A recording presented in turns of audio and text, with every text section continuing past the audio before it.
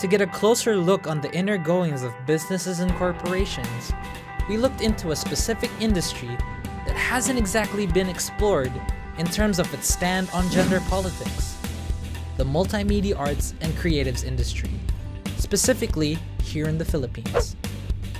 The multimedia arts and creatives industry is one that revolves around creativity and innovation, focusing on the various forms of media such as animation, video games, movies, commercials, web design, coding, and other such technologies.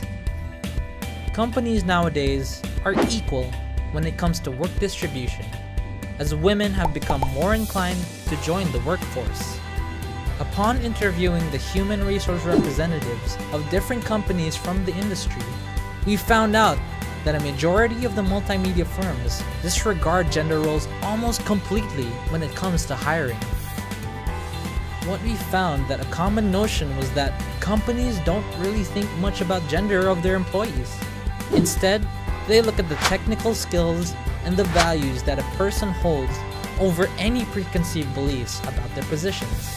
Some even calling the idea of assigning one person to a position based off their gender norms is old school. Regardless, there are still some instances of gender stereotyping, though they are not all intentional. When we asked if they had witnessed any instances of gender stereotyping, the human resource representatives all mentioned how they viewed women in their companies as more detail-oriented and nurturing in nature.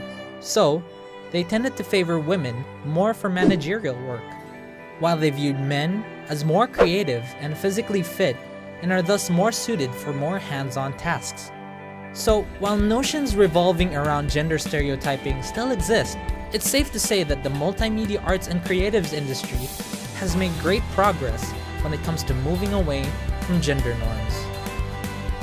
Equal workforce, skill-based criteria, and a general disregard towards traditional gender roles. All of this equates to an even playing field for both men and women.